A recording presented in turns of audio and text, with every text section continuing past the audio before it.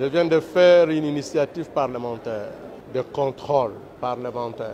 Je viens d'adresser une question écrite à 3 membres du gouvernement, à savoir Madame la ministre d'État, ministre de portefeuille, Madame la ministre des Mines et Monsieur le ministre des Finances de la République démocratique du Congo au sujet de la signature par les 3 membres du gouvernement d'un accord de joint venture avec la société Primera. La société Primera est une société de droit des Émirats arabes unis. Au terme de cet accord, il est indiqué que la société Primera et la République démocratique du Congo créent ensemble des sociétés Primera RDC. 2 sociétés Primera RDC.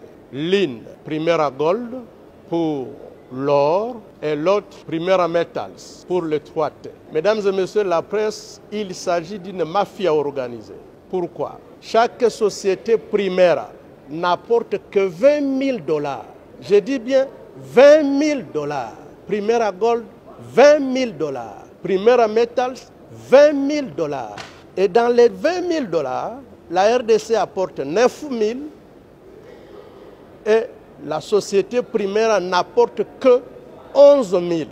Mais à cause des 11 000 $, les 3 membres du gouvernement accordent un monopole pendant 25 ans pour l'or, pour le coltan, pour la cassiterie, pour le cobalt, bref, 3T pendant 25 ans pour toutes les provinces du Nord Kivu, du Sud Kivu et du Maniema. Mesdames et messieurs, c'est inadmissible.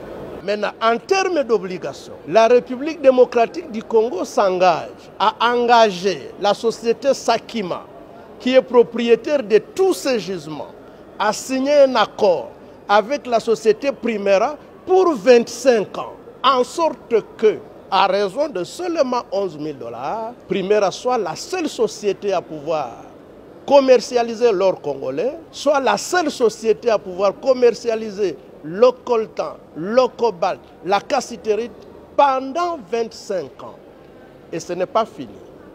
On accorde à la société Primera un régime fiscal privilégié, plusieurs exonérations inédites, et là où elle doit payer au taux de réduction scandaleuse. Rien que pour le coltan, les sociétés congolaises et entités de traitement congolaises payent 12% de la valeur de chaque marchandise, du moins de la cargaison des minéraux, à l'exportation. Là où les sociétés congolaises payent 12%, Primera ne payera que 3,5%. Nous avons calculé uniquement pour le coltan, le Trésor congolais paye 80% de ses revenus. Au cours d'un mois, à voir le flux, nous perdrons 500 millions de $ chaque mois pour les 3 provinces et pendant 25 ans. Nous avons donc dit que c'était inadmissible. Nous avons posé la question aux membres du gouvernement concerné parce que, comme vous le savez, le régime conventionnel a été abrogé par le nouveau code minier. Aujourd'hui, nous sommes sous le régime légal et toutes les sociétés sont traitées de la même manière. Le président de la République dit, et avec raison, vouloir créer des millionnaires congolais. Ce n'est pas en accordant un monopole immérité à une société étrangère que nous allons créer des millionnaires congolais. Ce n'est pas en accordant des exonérations illégales à un étranger que nous créons des millionnaires congolais. Et enfin, ce qui paraît scandaleux, en ce qui concerne le règlement du contentieux, les 3 membres du gouvernement ont renoncé au privilège de la souveraineté de la République démocratique du Congo.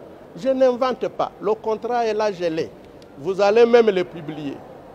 En ce qui concerne le contentieux, les 3 membres du gouvernement mettent à égalité la RDC avec une société privée en disant que, en ce qui concerne le contentieux ou l'exécution des décisions arbitrales ou judiciaires nées de cette convention signée, la République démocratique du Congo n'invoquera pas son droit à la souveraineté, ni des immunités y attachées. Ce qui revient à dire qu'en exécution d'un jugement produit par Primera, nous pouvons nous retrouver avec le palais du peuple saisi. les comptes du trésor public saisis. Le palais de la nation, des immeubles, les symboles de souveraineté ne sont pas protégés. Disons que ce n'est pas normal.